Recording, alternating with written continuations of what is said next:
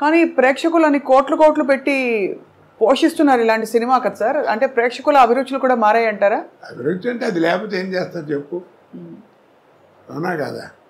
ఇప్పుడు జబర్దస్త్ అని ఏదో ప్రోగ్రాం వస్తుంది, పిల్లలకు టీవీ పెట్టారనుకో అదే వస్తుంది, అది లేకపోతే ఇంకోటి తెలియదు వాళ్ళకి, అదే కామెడీ అనుకుంటున్నారు వాళ్ళు. అది విషయం, అది వాళ్ళ తప్పు కాదు, చూపించే వాళ్ళది కూడా కొంత తప్పు ఉంటుంది. మీకు కొంత అంటే బాగా అనిపించేవా సార్ అలాంటి కామెడీలు? అందుకే వాటిని కామెడీ అన్నారండి, హాస్యం అని ఎవరు అన్నారు కదా.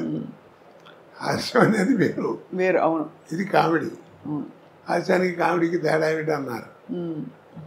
తల్లిపాలకి డబ్బా పాలకి ఉన్న తేడా అబ్బో, ఒక్క పంచులో ఫుల్ చెప్పేశారు సార్. సార్ ఆహనా పెళ్ళంట మీరు కామెడీ హాస్యం గుర్తు చేశారు కాబట్టి అద్భుతమైన మీరు చేసిన అన్ని పాత్రల్లో బాగా గుర్తుండిపోయే కొన్ని పాత్రల్లో ఇది కూడా ఒకటి. ఆ సినిమాతో మీ అనుబంధం మీకు ఏమైనా జ్ఞాపకం గుర్తుందా సార్? జ్ఞాపకం ఇందాక చెప్పానే, మనకి ప్రాప్తం ఉండాలండి. అది ఎందుకు వచ్చిందో ఎవరికి తెలియదా, జంజాల గారు మా రామానాయుడు గారు అనుకోవడం. ఆ సినిమా గురించి చెప్పాలంటే చాలా గొప్ప విశేషం ఉంది. రోజు ఎయిర్పోర్ట్లో కూర్చుని ఉన్నా మెడ్రాస్ వెళ్ళటానికి, హైదరాబాద్ ఎయిర్పోర్ట్లో ఏదో ఫ్లైట్ ఏదో ఒక అరగంట లేట్ ఏదో అంటే కూర్చుని ఉన్నా. రామానాయుడు గారు వచ్చారు, ఇల్లు వచ్చేప్పటికి ఆయన చూసి నమస్కారం సార్ అన్నాను. ఏ కోట సరైన టైంకి కనబడరా, రైట్ రా కూర్చో అన్నాడు. ఏంటి సార్ అన్నా, నేను ఏదైనా సినిమా గురించి వేసే అనుకుంటూనే ఉన్నా. ఏ కోట ఏం లేదు, జంజాల నేను 20 రోజుల నుంచి మదన పడుతున్నాం, పోటాడుకుంటున్నాం. ఓ సినిమా ఇప్పుడే ఫైనలైజ్ అయింది, ఆ వేషం బాగుంటే సినిమా బాగుంటుంది, లేదా సినిమా అట్టరవలేకపోతుంది, అంత గొప్ప వేషం. అది నేను రావు గోపాలరావుతో వేయించాలని అనుకున్నాను. జంజాల గారు వద్దన్నాడు. ఏమిటనంటే చివరికి నేను కన్విన్స్ అయ్యాను. ఎందుకు వద్దన్నావు, కరెక్ట్గా చెప్పని చెప్పాను, ఇందాక మధ్యాహ్నం చెప్పాడు అన్నాడు. ఏంటన్నాడు, గోపాలరావు నువ్వు ఎంత అగ్లీగా తయారు చేసినా ఆయన మొహం రిచ్గానే కనపడుతుందండి, ఆ కలరు అది ఆ వ్యవహారం, అది చూడంగానే నికృష్లా కనపడే ఫేస్ కావాలి, అది ఆయనతో కాదు, నా మాట వినండి, నేను కోటతో ఇస్తాను అన్నాడు. అయ్యో, ఆ ఫేస్లో ఆ వాల్యూ ఉండాలి, అది నటుడి యొక్క లక్షణం, అది కనపడాలి అని అన్నాడు. కన్విన్స్ అయ్యాను. ఆ వేషం నువ్వు చేయాల్సి వస్తుంది, ఒక 20 రోజుల దాకా కావాల్సి వస్తుంది, డేట్లు జాగ్రత్త ఇవ్వు, చాలా మంచి వేషం అన్నాడు. అలాగే అన్నాను, వేషం చేశాను, అయిపోయింది. మీకు తెలిసేంత అఖండమైన విజయం. ఓపెనింగ్ ఫ్లోర్ ఇక్కడ రామానాయుడు గారు స్టూడియోలో ఫ్లోర్ ఓపెనింగ్.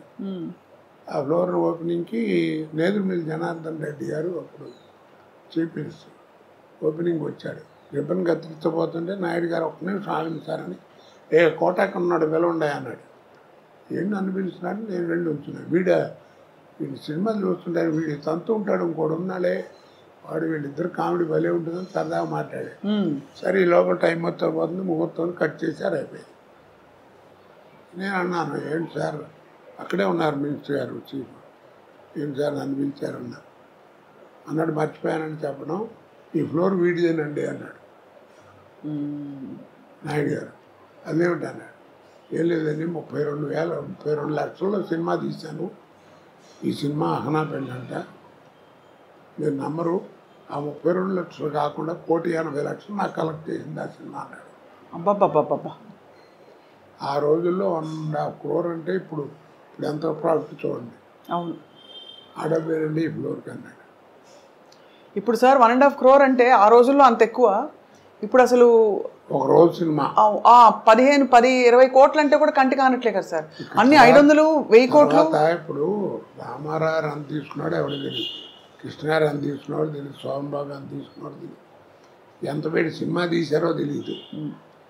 నాయుడు గారు వాళ్ళందరూ కూడా ఎప్పుడైనా చెప్తే మ్యాక్సిమం ఇది భారీ వర్ణ చిత్రం అని చెప్పేవారు, అంతే.